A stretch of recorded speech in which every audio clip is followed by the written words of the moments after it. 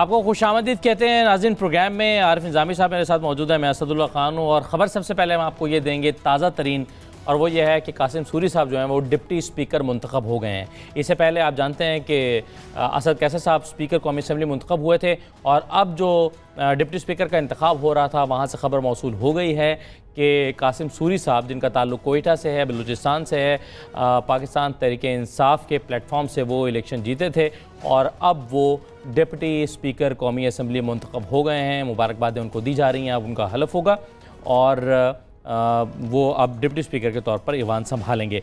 हमारे साथ आज प्रोग्राम में राना तनवीर साहब मौजूद हैं, नौ मुंतखब रुकन कौमी असम्बली और साबिक वफाकी वज़ीर मुस्लिम लीग नून के रहनुमा हैं राना तनवीर साहब। आपको भी प्रोग्राम में खुशामदीद कहते हैं। राना साहब, पहले तो आपको मुबारक हो कि आप इन नामसाद हालात में बड़ी मेहरबानी इलेक्ट हो गए। हाँ, बड़ा कारनामा है।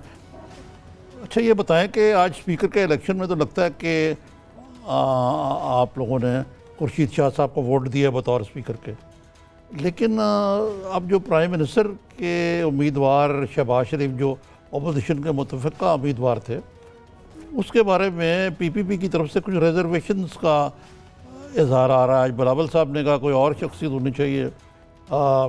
इस तरीके से कुछ और भी इधर उधर से यही वाइब्स मिल रही हैं कि वो शहबाज शरीफ को कबूल करने को तैयार नहीं है प्राइम मिनिस्टर के कैंडिडेट के। तो ये अपोजिशन का जो इत्तेहाद है, अगर इसी पे ही टूट जाए तो एक अच्छी खबर तो नहीं होगी। जी, मैं मेहरबानी, पहले तो शुक्रिया, आपने मुझे मुबारकबाद दी है। और आरिफ निज़ामी साहब हमारे भाई हैं, दोस्त हैं, लेकिन मैं गुजारिश करूं, जो सोचने वाली बात है, पहले मैं आपके क्वेश्चन का जवाब देने से पहले जो उनके स्पीकर को वोट मिला है वो 176 हैं, और प्राइम मिनिस्टर के लिए इलेक्शन के लिए 172 जो वोट है वो रिक्वायर्ड है।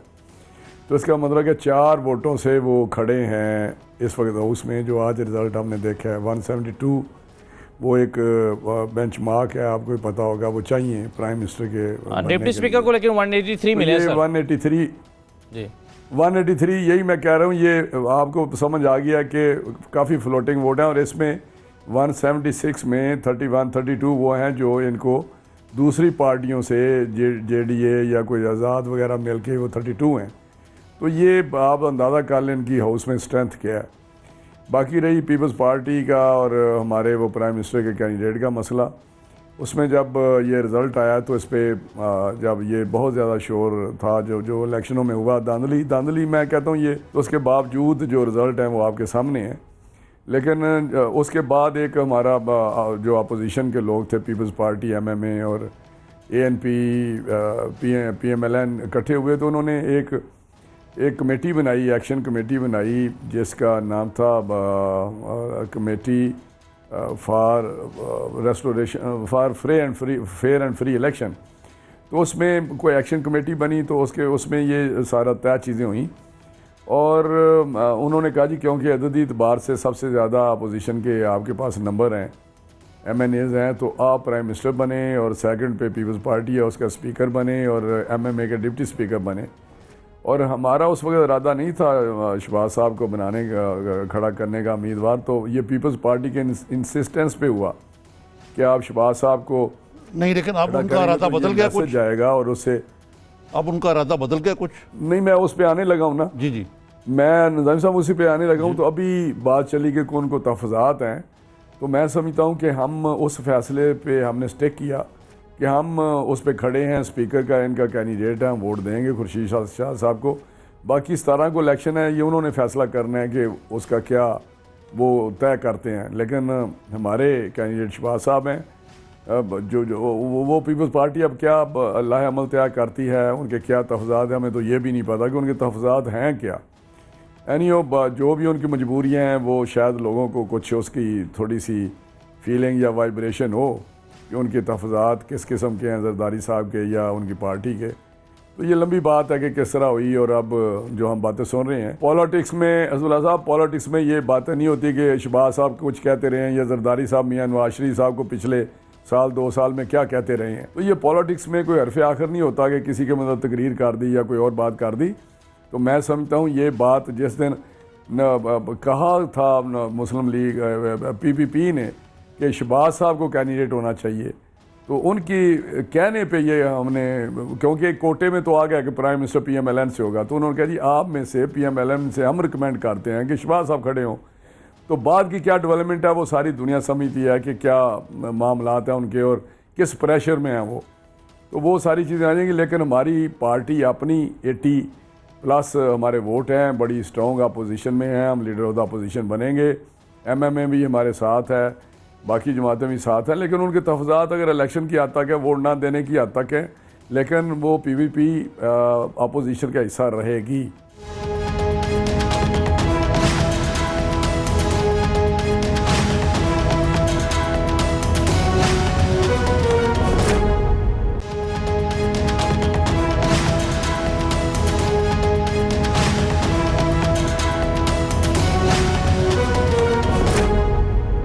आपके जो तहफ़्फ़ुज़ात हैं उनके उसको दूर करने के लिए उनसे कोई जी जी बातचीत तो करें ना आप PVP से, के क्या तहफ़्फ़ुज़ात हैं उनके? हमने कोशिश की है और कोशिश कर भी रहे हैं और भी कोशिश करेंगे, लेकिन कुछ ऐसी चीज़ें हैं जिससे वो कोई अगर कोई ऐसे तहफ़्फ़ुज़ात हों, हमें कुछ समझ आ रही है कि शायद किसी मजबूरी उनकी किसी और जगह से है, तो मैं समझता हूँ कि ये चीज़ें ऐसा आप ज़्यादा हमसे समझते हैं अनफोल्ड हो जाएंगी। लेकिन अगर निज़ामी साहब बात तो अपोजिशन, हमारी अपोजिशन इस वक्त हमारे मेंबर्स 82 हैं, 84 हैं, मुझे एग्जैक्ट 83 याद नहीं, लेकिन 80+ हैं। 83 तो मसलन तो ये हमारे यहाँ 15 MMA के। ये क्या था ऐसी, आप कह रहे हैं कोई गैर सियासी किस्म का दबाव है PPP के ऊपर के शहबाज शरीफ साहब को वज़ीर-ए-आज़म का तौर पे ना सपोर्ट करें? कोई मेरी अपनी ये ज़ाती असेसमेंट है कि कोई और वजह हो नहीं सकती। अगर कोई शहबाज साहब का कोई स्पीचेज़ हैं तो उधर से भी इतनी ज़्यादा स्पीचेज़ हुई हैं मियां नवाज शरीफ साहब के मुतल्लिक़ पिछले 1-1.5 साल में, आपने देखा होगा जरदारी साहब की अपनी ज़बान से। तो वो ऐसी बात पॉलिटिक्स में नहीं होती कि जी बिल्कुल कोई बस दोबारा कोई बात नहीं हो सकती। और हम इकट्ठे बैठे, हमने इकट्ठे फैसले किए हैं। ये वो सारी बातें थी, ये छेड़े खूब बात तो चलती रहती है, आप ठीक कह रहे हैं, एक दूसरे के खिलाफ इल्ज़ाम तराशी भी होती है, बहुत कुछ होता है। लेकिन मैंने ये नोटिस किया, स्पीचेज होती हैं इलेक्शन में, लेकिन मैंने ये नोट किया कि शहबाज शरीफ साहब जब ईवान में आए, इस नए ईवान में, तब भी उनका रवैया कोई जरदारी साहब और बिलावल साहब के बारे में कोई इतना गर्म जोशी का नहीं था, कोई अनकंफर्टेबल से फील कर रहे थे। उनका अपना रवैया भी कोई सरद में रहना था, वहीं कम से कम वो रीच आउट। वो ऐसी कोई बात नहीं। अगर नहीं बिलावल, मैं समझता हूँ बिलावल की जो अप्रोच है या सोच है वो पॉलिटिकल है। मैंने देखा है उनकी बात चीज़ से, और बेहतर वो सोच के साथ चलते हैं। लेकिन जरदारी साहब का क्या मसला है अब खुदा जानता है, अभी अनफोल्ड चीज़ें हो जाएंगी। लेकिन मैं समझता हूँ कि शहबाज साहब पॉलिटिकल आदमी हैं, वो उन्होंने इतनी देर एग्जेक्टिव अथॉरिटी भी उनके पास रही है, पॉलिटिकल ऑफिसर भी रहे हैं, आप प्रेसिडेंट हैं PMLN के। उनमें कोई ऐसी रिजिडनेस नहीं है कि किसी जगह पे वो बात ना करें या उस गर्म जोशी। अच्छा राना साहब, ये अभी तक बहुत दिन हो गए, इलेक्शन हुए बहुत दिन हो गए, 20 दिन तो हो गए तकरीबन, अभी तक कोई स्ट्रेटजी सामने नहीं आई, जिससे ऐसा लगता है कि ऑपोजिशन जो है वो मुत्तफिक नहीं हो पा रही या मुत्तफिक होना नहीं चाहती है किसी एक नुक्ते पर। खास तौर पर पीपल्स पार्टी और PMLN जो है वो एक पेज पर आते हुए हमें नजर नहीं आ रहे। अब आज ही आप देख रहे हैं, छोटी सी बात है कहने को, लेकिन काली स्याह पट्टियां जो है वो बांधी हुई थी PMLN ने और पीपल्स पार्टी ने नहीं बांधी हुई थी। ऐसा लगता है कि जितना ज़्यादा आप इसको एम्फेसाइज करना चाहते हैं उतना वो नहीं करना चाहते, या उनका उतना बड़ा ये मसला नहीं है, किसी एक नुक्ते पर इकट्ठे भी नहीं हो पाए, कोई अभी स्ट्रैटेजी आप इकट्ठे होकर बना भी नहीं पाए। नहीं, मैं समझता हूँ ये अभी आप बहुत अर्ली डेज़ हैं, और क्योंकि कुछ ऐसे मामला चल रहे हैं जैसे बहुत ज़्यादा शायद कोऑर्डिनेशन नहीं, लेकिन बिल्कुल 100% इस पे सारे मुतफिक हैं। बल्कि हम नहीं, ये तो जो दूसरी बेंचेस पे बैठे हुए हैं हमारे दूसरी तरफ, ट्रेजरी बेंचेस जिनको कहते हैं, वो भी GDA को देखें तो वो चीख रहा है, PTI को खुद वो चीखते हैं, दांदली दांदली दांदली सारे कह रहे हैं। तो मैं समझता हूँ कि ये ऐवान ऐसा है जो दांदली के पॉइंट पे सारे मुतफिक हैं, अपोजिशन बिल्कुल इकट्ठी है, और इस पे आने वाले दिनों में ज़रूर प्रोब इसका होगा, हर सूरत होगा।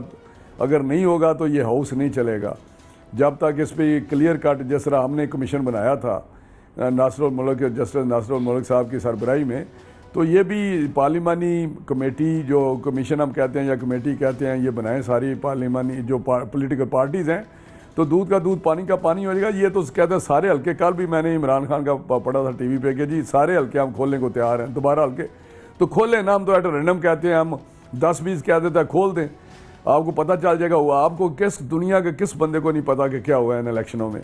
तो मैं समझता हूँ कि इस तरह अगर हम चाहते हैं, बात सारे करते हैं डेमोक्रेसी की कि स्ट्रेंथन करना है हमने जमहूरियत को, हमने जमहूरियत चलानी है, हमने पार्लियामेंट को मजबूत करना है, तो फिर अगर धांधली ज़्यादा इलेक्शन होंगे तो कभी भी डेमोक्रेसी मजबूत नहीं होगी, कभी ये सिस्टम चलेगा नहीं डेमोक्रेटिक।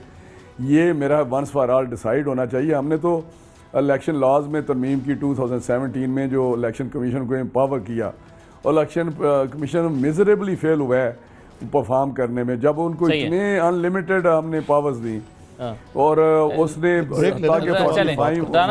फॉर्म 45 वो नहीं लोगों को दिए गए। ठीक है राणा साहब, लेकिन जब 4 हल्के खोलने का मुतालबा हो रहा था वो तो आपने खोले नहीं, अब आप कह रहे हैं 10-20 हल्के खोल दें, तो 10-20 कैसे खोल दें जब 4 नहीं खुले? नहीं, हमने कमीशन बना दिया ना। देखें 4 हल्के खोलने की बात उन्होंने की, लेकिन अल्टीमेटली हमने कमीशन चले, कमीशन बन गया और कमीशन उनकी मर्जी के मुताबिक बना, और जो कमीशन बना आपके सामने है।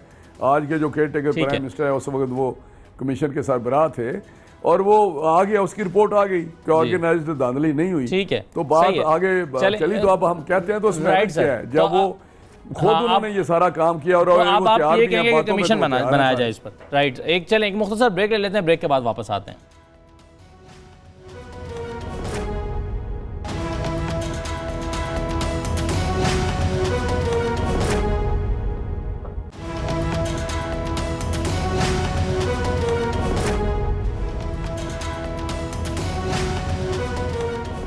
ब्रेक के बाद आपको प्रोग्राम में दोबारा खुशामदीद कहते हैं। राना तनवीर साहब हमारे साथ मौजूद हैं, मुस्लिम लीग नून के रहनुमा हैं, नौमुंतखब रुकन कौमी असम्बली हैं। राना साहब, आज वफाक में तो नंबर क्लियर हो गया, आपका और अपोजिशन के आपका और हुकूमत के वोटों का जो फ़र्क है वो तकरीबन कोई 30-35 वोटों का है। पंजाब में क्या सूरत हाल बन रही है? आप यहाँ पर भी मुसलसल खामोशी, ऐसा लग रहा है कि नंबर अपना जो है वो पंजाब में भी मुस्लिम लीग नून पूरा नहीं कर पाई। बल्कि मैं ये इजाफा करूँ कि ऐसे लगता है कि पंजाब में तो वैसे ही हाथ पैर छोड़ बैठे, खामोशी है बिल्कुल। नहीं, ये बात नहीं है। जो हालात थे निज़ामी साहब, आपको आपसे ज़्यादा बाखबर कौन है मामलात का, आप उस तफसील में ना जाएं। लेकिन बात यह है कि असूली तौर पे आपको पता है कि हमने एक प्रेसिडेंट, एक ट्रेडिशन सेट की थी कि जहाँ जहाँ किसी के नंबर ज़्यादा हैं उसको, चाहे वो सिंपल मेजॉरिटी है या नहीं है, उनको कहें कि गवर्नमेंट वहाँ बनाएं। KPK में 2013 में 2013 में PTI को कहा गया कि आप उधर गवर्नमेंट, इनकी सिंपल मेजॉरिटी नहीं थी, उनकी गवर्नमेंट बनवाई गई। इस तरह बलूचिस्तान में हर जगह ये हमने काम किया, लेकिन अभी हमारा नंबर ज़्यादा था, सिंपल मेजॉरिटी नहीं थी, बट हमारा नंबर आ गया था 130 हमारे पास थे नंबर, और इनके 123 थे। लेकिन उन तमाम चीज़ों को इन्होंने मद्देनज़र नहीं रखा और ये इन्होंने वहाँ पे यलगार कर दी। और जिस तरह जो आज़ाद कैंडिडेट, जो आज़ाद जीते हुए थे MPA थे, उनको जिस तरह लाया गया, जिस तरह वो कहते हैं जहाज़ का इस्तेमाल करना बहुत ज़रूरी था, इस्तेमाल होना ज़रूरी था, जहांगीर तरीन का कोई स्टेटमेंट था, तो ये चीज़ें आपके सामने हैं। ये हॉर्स ट्रेडिंग, इस तरह के काम करने, अभी कोई बात करें तो कहते हैं जी आपने ये किया फ़लाँ वक्त 30 साल पहले। देखिए हम आगे बढ़ रहे हैं, आहिस्ता आहिस्ता मैच्योरिटी आ रही है, पॉलिटिकल मैच्योरिटी आनी चाहिए और इसको चीज़ों को बेहतर ट्रेडिशन इस्टेब्लिश होनी चाहिए। तो इस तरह अगर आप करेंगे तो ये मामला जिसको हम कहते हैं जी डेमोक्रेसी मजबूत हो, उस तरह आगे नहीं बढ़ेंगे। अभी हमारे उधर जो इस वक्त नंबर है अपनी पार्टी का वो 160 प्लस है, तो बहुत बड़े हमारे पास नंबर है। अगर गवर्नमेंट नहीं भी बनती तो मैं समझता हूँ कि 164 जो है ये बहुत बड़ी अपोजिशन है। तो मैं समझता हूँ ये चीज़ों को बेहतर करना पड़ेगा, ऐसी रिवायत करनी पड़ेगी जो वाकई एक स्पिरिट होती है पार्लियामेंट्री सिस्टम की। तो जिस तरह ये बलडोज चीज़ों को कर रहे हैं, इस तरह तो मामला तो आगे नहीं बढ़ेंगे। तो पंजाब में आज आप देखें किस किस नीयत से, मेरे असदुल्ला साहब बात सुने निज़ामी साहब, किस नीयत से ये पंजाब में जो बना रहे हैं कि स्पीकर फ़लाँ होगा, फ़लाँ ओहदा फ़लाँ को मिलेगा, उसके पीछे जो नीयत है वो कोई ठीक नहीं है, वो नेगेटिव है सारी। वरना एक बंदा किसी और स्टेचर का और नीचे जाके बैठ जाए, तो मैं समझता हूँ कि जो एक अच्छी ट्रेडिशन नहीं है, ये इस तरह नहीं होता, मामला चलते रहते हैं। आपको पता है पहले भी जो नंबर हुए थे बेनज़ीर साहबा के एक दफ़ा पता नहीं 18 या 19 मेंबर थे, फिर हमारे एक दफ़ा कोई 12 थे 13 थे। तो ये चीज़ें चलती रहती हैं, लेकिन मैं समझता हूँ कि अगर अच्छी हम ट्रेडिशंस कायम करेंगे तो फ्यूचर में इन अदारों के लिए जो पार्लियामेंट है या असम्बलीज हैं या जो डेमोक्रेसी है उसके लिए बेहतर होगा। अच्छा, बहुत शुक्रिया राना तनवीर साहब प्रोग्राम में शिरकत करने के लिए। अच्छा, अब मैं एक दो चीज़ें जो हमने अभी राना तनवीर साहब से भी डिस्कस की, निज़ामी साहब के शहबाज शरीफ साहब के हवाले से, जो बिलावल साहब ने कह दिया कि हम इनको वोट नहीं करेंगे, PMLN अपना कोई और उम्मीदवार लाए, यानी कि हमें PMLN से प्रॉब्लम नहीं है, शहबाज शरीफ से प्रॉब्लम अच्छा, है। ये जो इन्होंने कुछ बातें बिला वास्ता तौर पे कही हैं, हाँ, वो ये कहना चाह रहे थे कि जरदारी साहब पर बहुत प्रेशर पड़ गया। हाँ, ये जो आपको पता ना अनवर मजीद की आज जी जी जी अरेस्ट हुई है, जी जी, ये अनवर मजीद साहब जो हैं करीबी साथी हैं इनके। कंपनी कॉरपोरेशन जो है उनके करीबी दस्ते राज थे, उनकी बिजनेस को मैनेज करते हैं। जी और वो इस अंडरस्टैंडिंग पे आए थे कि उनको यहाँ पे प्रोटेक्टिव बेल मिल जाएगी। हाँ, लेकिन उनको आते ही ये शौक हुआ कि चीफ जस्टिस ने कहा कि ये FIA का काम है, हमारा तो काम नहीं है, और उनका रिमांड ले लिया जाएगा और वो कराची चले जाएंगे। और आते ही उनकी सारी फैमिली को ECL पर डाल दिया। तो राना साहब का मेरा ख्याल है कि जो रूह सुखंदा इस तरफ था कि क्योंकि वो शहबाज शरीफ को सपोर्ट कर रहे हैं, तो इसलिए उनको ये उनके ऊपर ये कदगन लगा दी गई है, बड़ा प्रेशर डाल दिया। कि मेरा नहीं ख्याल कि अगर शहबाज शरीफ पे लगा भी देते हैं प्रेशर, तो क्या कुछ शहबाज शरीफ ने जीत तो नहीं जाना था, क्योंकि PTI ने तो अपने नंबर पूरे कर लिए वहाँ। सही लेकिन है। आपको याद होगा कि अगर आपके पास उसका क्लिप हो तो वो ज़रूर चलवाएं कि मैंने ये बात बहुत पहले कही थी कि PPP के लिए और ख़ास तौर पे बिलावल के लिए ये बड़ा मुश्किल, अगरचे राना तनवीर साहब कहते हैं कि छेड़े वहाँ चलती रहती है, लेकिन PPP के लिए बड़ा मुश्किल होगा आइडियोलॉजिकली शहबाज शरीफ स्पीकिंग को वोट करना। शहबाज शरीफ को वोट करना, और उससे बड़ी क्रिटिसिज्म और ये सवाल जो है वो कायरा साहब से हमने किया था कुछ दिन पहले, और आपने ये सवाल किया था, उसको माइंड कर गए थे कायरा साहब। तो ज़रा सुन लें, जब ये सवाल किया था तो कायरा साहब ने इसको रिजेक्ट कर दिया था, इस ऑप्शन को, कि हम शहबाज शरीफ को वोट नहीं करेंगे। वो कहते कि हम वोट करेंगे। आपने सवाल क्या किया, सुन लें ज़रा क्या कह रहे थे। कुछ लोगों ने तनकीद की है इस बात पे कि जी शहबाज शरीफ अपोजिशन के कैंडिडेट होंगे, और शहबाज शरीफ साहब उनके नज़दीक ये ऐसी शख्सियत हैं जिन्होंने कभी जरदारी साहब से को कभी कोई अच्छे अल्फाज में जिक्र नहीं किया और कभी उनसे हाथ मिलाने की भी जहमत नहीं की।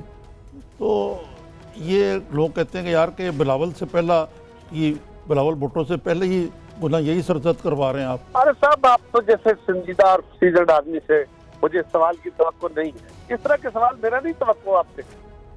और आज ये फिर कहना चाहिए कि कमरुज़्मान कायरा साहब को बिलावल से भी इस रद्द-ए-अमल की तवक्को नहीं थी, नहीं, जो बिलावल ने ये किया। है कि पता नहीं संजीदा मैं हूँ, गैर संजीदा हूँ, या कायरा साहब है गैर संजीदा, कि वो अपनी पार्टी की नब्ज़ पे उनका हाथ ही नहीं, उनको पता ही नहीं है कि पीपल्स पार्टी की साइकी क्या है।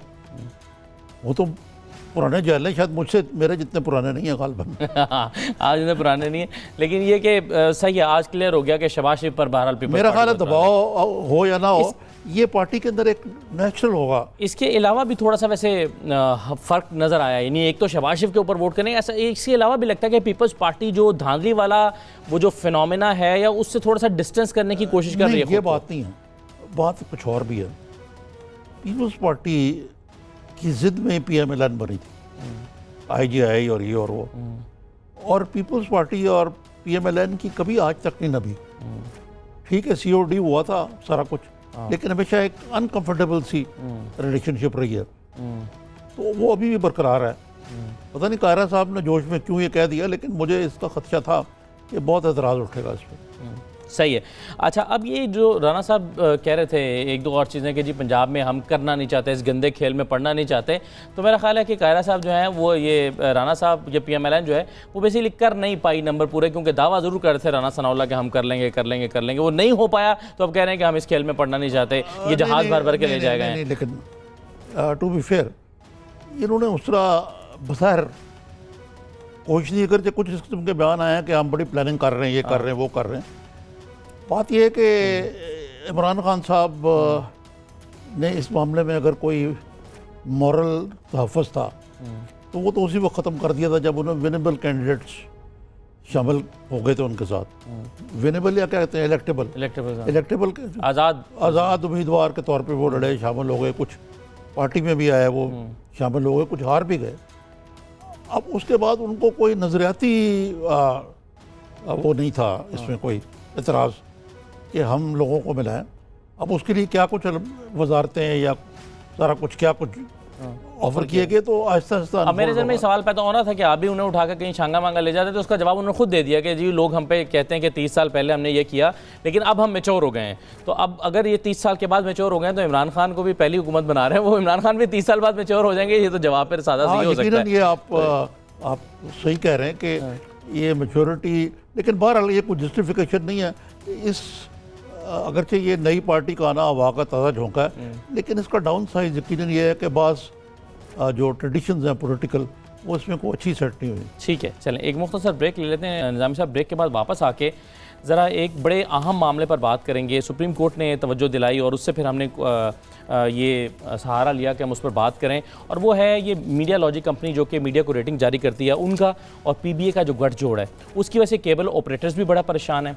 और जाहिर है मीडिया इंडस्ट्री के वो लोग जो विक्टिम रहे हैं इस मीडिया लॉजिक के, जो अच्छा परफॉर्म करने के बावजूद भी रेटिंग नहीं ले पाते, वो मामला सारा है क्या? तो इस पर मैं कोई लॉजिक नहीं नजर आती मीडिया लॉजिक में। तो एक मुख्तसर ब्रेक ले लेते हैं। मोनोपली के हम बेसिकली एक सवाल उठाया गया ना कि मोनोपली कैसे कायम हो चुकी है इन लोगों की, कि एक के अलावा कोई कंपनी और पैमरा कहाँ है, तो ये सवाल हम उठाना चाह रहे हैं। एक मुख्तसर ब्रेक लेते हैं, ब्रेक के बाद वापस आते हैं।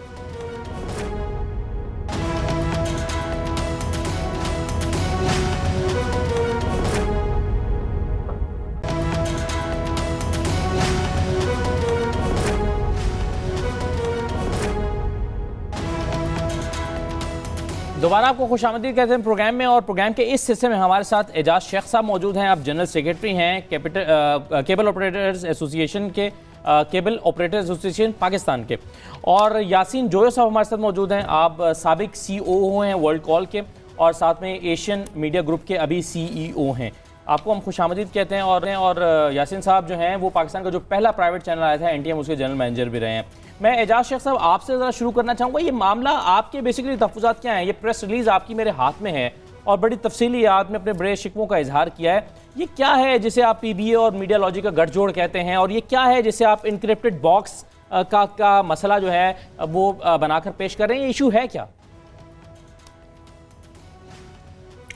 बिस्मिल्लाहिर्रहमानिर्रहीम जी, सबसे पहले तो मैं इसमें आपको क्लियर करना चाहूँगा कि पिछले दिनों सुप्रीम कोर्ट ने एक ह्यूमन राइट का ये केस है बेसिकली, तो उस पर ऊपर सुओ मोटो लेते हुए, एक्शन लेते हुए, मतलब इन पार्टीज़ को कॉल किया, स्पेशली मीडिया लॉजिक को और PBA को। उसमें मामला बड़ा क्लियर है जी कि PBA की सिस्टर कंसर्न मैं कहूँगा कंपनी है मीडिया लॉजिक। कहते तो ये इंडिपेंडेंट है, लेकिन इंडिपेंडेंट है नहीं, क्योंकि उसकी फॉर्मेशन जब हुई, उसकी जो फंडिंग है वो भी PBA के मेंबरान ने, जो चंद एक मीडिया ग्रुप्स है पाकिस्तान में जिन्होंने, एक मैं कहूँगा कि माफिया है ये, इन्होंने मतलब एक कंपनी को आगे किया और इन्होंने पीपल्स मीटर जो है वो इंस्टॉल किए, एक छोटा मतलब सैम्पलिंग की मुख्तलिफ शहरों में। उसके बाद उसकी जो रेटिंग होती है, उसकी रेटिंग के बेसिस के ऊपर जो है ये मीडिया के जो चैनल्स हैं, जो इलेक्ट्रॉनिक मीडिया के, जो जैसे कि आपके न्यूज़ चैनल हैं या बाकी जितने भी एंटरटेनमेंट के या स्पोर्ट्स के चैनल हैं, उनको बिजनेस एलोकेट होता है on the basis of that rating. अब हुआ ये है कि सर इन्होंने कोई 6 जो मीडिया मालकान हैं, जो ग्रुप्स है 6 बंदों का, ये 6 उनके चैनल, नंबर ऑफ चैनल्स हैं, किसी के 5 चैनल हैं, किसी के 4 हैं, किसी के 6 हैं। इन लोगों ने एक माफिया की शक्ल इख्तियार कर ली और उससे मनमानी रेटिंग लेके जो जितना भी बिजनेस है वो अपनी तरफ डाइवर्ट कर लिया। उसमें जो इफेक्टी हैं, बहुत सारे जो चैनल्स हैं वो भी इफेक्टी हैं, और इसी तरह जो केबल ऑपरेटर्स हैं उनको बिल्कुल इग्नोर कर दिया। क्योंकि इसमें मैं आपको ये भी बताता चलूँ कि जो केबल ऑपरेटर्स के जो इन हाउस चैनल्स हैं, जो कि पैमरा से लाइसेंस्ड हैं, और उसकी जो व्यूअरशिप है, जो 2010 तक जो ये रेटिंग में आते रहे हम लोग, उसमें 20%, 20% जो है वो व्यूअरशिप है केबल ऑपरेटर्स के चैनल्स की थ्रू आउट द कंट्री। तो हमारा जो बिज़नेस है वो रेटिंग से निकालने के बाद हमें बिज़नेस बिल्कुल ख़त्म कर दिया इन्होंने, और हमारा जो 20% जो बिज़नेस एलोकेशन थी हमारी वो ज़ीरो हो गई और इन मीडिया मालकान के पास चली गई। तो बेसिकली ये एक ज़्यादती और एक बहुत बड़ा स्कैम है जो केस है, और देखें इसमें अरबों रुपए इन्वॉल्व है। अरबों रुपए की जो एडवर्टीजमेंट है, लास्ट ईयर की जो फिगर्स है वो जी जो लास्ट ईयर की फिगर है वो तकरीबन 54 अरब रुपए का बिजनेस डिस्पर्स हुआ। जी यही मैं अर्ज कर रहा था, अपना जो इलेक्ट्रॉनिक मीडिया को मेरी अंडरस्टैंडिंग है, उसमें आप ये देखेंगे केबल ऑपरेटर्स बिल्कुल इग्नोर हो गए। एजाज शाह साहब, और इसी तरह जो है बाकी लोग, हाँ इसको जरा आगे बढ़ाते हैं, कुछ इसमें ऐड करना चाह रहे थे निजामी साहब को सवाल शायद। मेरी अंडरस्टैंडिंग ये है कि PBA जो है उसकी जो रुकनीत है हर बंदे को नहीं मिल सकती, हर चैनल को उन्होंने क्लोज की हुई रुकनीत। ये एक किस्म की दादागिरी बनी हुई है जिसके यही लोग APNS में भी काबिज हैं, लेकिन ना प्रिंट मीडिया पे भी इनका कब्जा। कभी ये प्रिंट मीडिया के मामे बन जाते हैं, कभी ये बन जाते हैं इलेक्ट्रॉनिक मीडिया के। तो यकीनन ये चीफ जस्टिस ने ठीक कहा कि ये मोनोपली जो है ये ख़त्म होनी चाहिए। इस मोनोपली की वजह से बहुत सी कबाहतें हो रही हैं।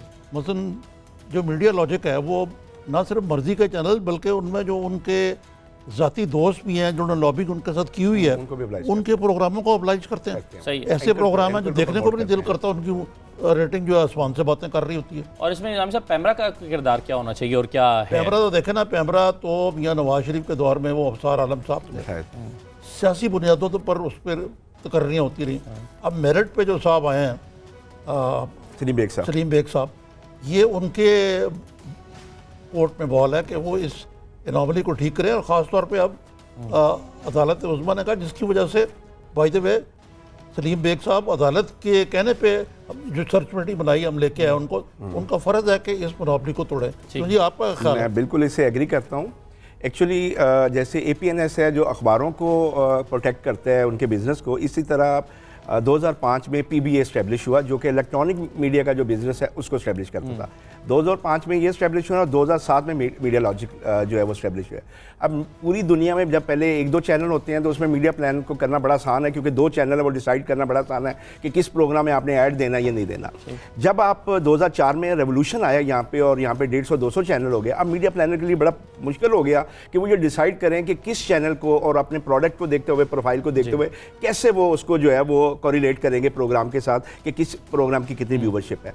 अब उसके लिए 2007 में जब पीपल्स मीटर लॉन्च हुए तो वर्ल्ड कॉल में हम CEO, मैं वर्ल्ड कॉल में था, तो हमने ही वर्ल्ड कॉल के 3 शहरों में 300 कनेक्शन के साथ इसका स्टार्ट हुआ। अब हमारी ख्वाहिश ये थी कि with the passage of time जो है वो पैमरा बीच में इंटरवीन करेगी या कंपटीशन कमीशन करेगा, गवर्नमेंट ऑफ पाकिस्तान इन्वॉल्व होगी, सो डैट इसके साथ दूसरी कंपनियां भी आएंगी। जैसे पूरी दुनिया का केस स्टडी करें तो 4 से 6 पीपल मीटर पूरी दुनिया में कंपनियां करती हैं। यानी रेटिंग कंपनीज जो है वो 4 से 6 होती हैं, कम से कम होती है। ये पाकिस्तान वाहिद है जो 11 साल से एक ही कंपनी जो 500-800 मीटर के साथ पूरा 60 कंपेटिटर आ ही नहीं रहा मुकाबले में। उसकी वजह यह है कि ये जब नेक्सस बन गया, जब ये PBA का और इनका नेक्सस बन गया, तो वही जो जैसे इन्होंने कहा है बिल्कुल राइटली साइड कि ये एक नेक्सस ऐसा बन गया कि वो एक दूसरे को प्रोटेक्ट करने लगे। और एंड ऑफ द डे जो है वो जो सफ़र किया वो नए चैनल ने किया, वो केबल ऑपरेटर ने किया। मीडिया लॉजिक की मर्जी के बगैर कोई भी दूसरा चैनल इन लिस्ट नहीं हो सकता था। और कल इंशाल्लाह ऑनरेबल चीफ जस्टिस से हमारी रिक्वेस्ट है कि वो पैमरा के जो नए चेयरमैन आए हैं जैसे निज़ाम सलीम बेग साहब, उनके अंडर एक कमेटी बनाए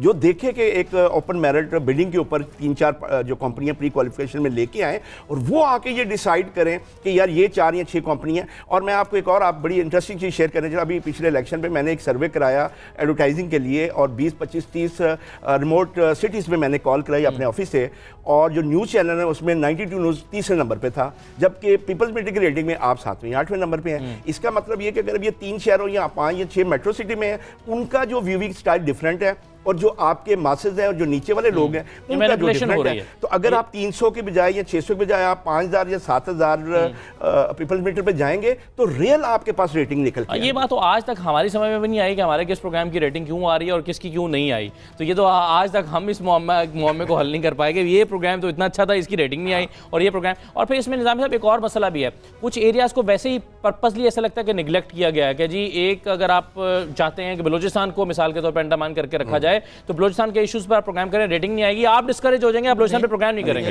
एजाज साहब से पूछते हैं कि जी आपके ख्याल से इसका मसले का हल क्या है, आप भी बता दें। Sir once again thank you. इस मसले का हल बड़ा क्लियर है। यासीन जो है साहब ने जैसे बताया कि मतलब वैसे तो लास्ट हियरिंग में हम लोग मौजूद थे, उसमें चीफ जस्टिस साहब ने बड़ी क्लियर डायरेक्शन पैमरा को भी दी है कि आप इसको देखें कि कोई ऐसा मैकेनिज्म हो जिसमें 5-6 कंपनीज, एटलीस्ट 5-6 कंपनीज जो है वो रेटिंग की आएँ और कंपैरेटिव रेटिंग आए। मतलब अगर एक कंपनी की रेटिंग है उस कंपैरेटिव टू अदर कंपनीज, उसको कंपेयर करने के बाद एक रेटिंग जनरेट हो और लोगों को जो है उनका हक मिले। उसमें मतलब बहुत ज़्यादा इफेक्टिव जो लोग हैं, अभी आपको पता है कि इतना ठीक ठाक किस्म का बिजनेस है जो कि सारा सिर्फ ये जो PBA के चंद लोग हैं अपनी मोनोपोली से रेटिंग करवाते हैं। और एक और मजे की बात आपको बताऊं कि जब तक कोई बंदा पीबीए का मेंबर नहीं बनता उसको रेटिंग में शामिल ही नहीं करते, क्योंकि बॉल वाला केस ही यही है, उसने अप्लाई किया, पीबीए ने उसको एक्सेप्ट नहीं किया और रेटिंग कंपनी ने भी उसको कहा जी कि आप जब तक पीबीए की मेंबरशिप नहीं लेते हम आपको रेटिंग में डाल ही नहीं सकते।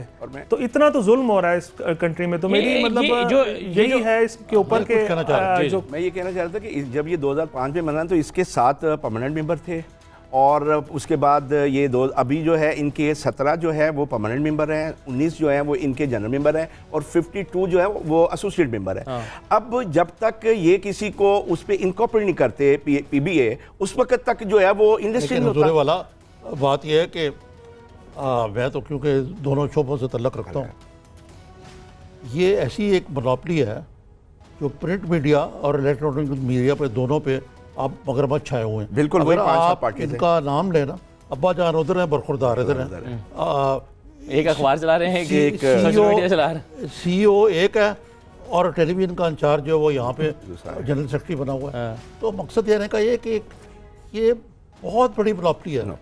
ये सिर्फ यानी अगर आप APNS और PBA को इकट्ठा लें तो उन्होंने पूरी यानी पूरे मीडिया को कंट्रोल किया हुआ है, एडवर्टाइजिंग को कंट्रोल किया हुआ, जिसको उन्होंने माफिया का नाम लिया। मैं तो नहीं ऐसी गुस्ताखी करूँगा लेकिन ये बात में इनकी लॉजिक ज़रूर है। और फिर इन्होंने या तो होना कि वोटिंग होती हो, इन्होंने डमीज रखी हुई हैं अखबारें, मसलन डमी अखबारों के जरिए इश्तहार ले रहे हैं, शैम इलेक्शंस करके। मैंने बड़ी कोशिश की इनकी मोनोपोली तोड़ने की, लेकिन मैं तो खुद नाकाम हो गया। सही है। जो है साहब, एक तो है पीबीए, एक है मीडिया लॉजिक।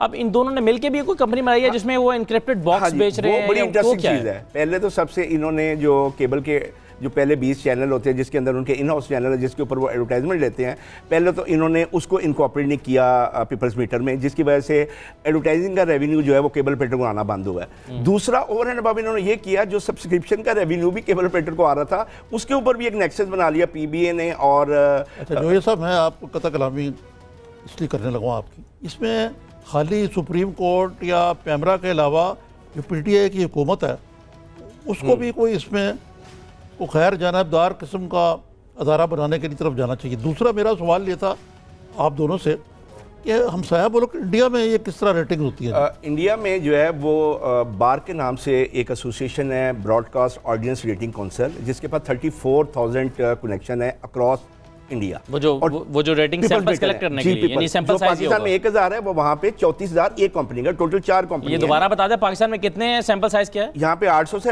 1000 है पूरे पाकिस्तान में। पूरे पाकिस्तान और उसकी रीजनल कोई ये सिर्फ 3 या 5 शहरों में या 8 शहरों में, और उनकी जो 34,000 है वो अक्रॉस इंडिया है, जिसमें रूरल एरिया भी है, मेट्रो भी है, और उनकी तमाम 800 मीटर्स की बुनियाद पर रेटिंग डिसाइड होती है। और वहाँ पे सिर्फ एक कंपनी जो बार्क है, ब्रॉडकास्ट ऑडियंस रेटिंग काउंसिल है, उसके 34,000 जिधर आप देखें लूटमार नहीं। वो अब एजाज शाह साहब, ये इसका मतलब है जब कोई कंपटीशन ही नहीं होगा, मोनोपोली होगी, जब कोई दूसरा मुकाबले पर होगा ही नहीं, तो किसी को क्या जरूरत है कि वो पैसे लगाए, नए मीटर लगाए, अपने सिस्टम को बढ़ाए, ज्यादा सैंपल इकट्ठा करे? जब कंपटीशन ही नहीं है, काम चल रहा है और अच्छे तरीके से चल रहा है, मौज लगी हुई है, तो 800 से ज्यादा मीटर क्यों लगाएगा कोई?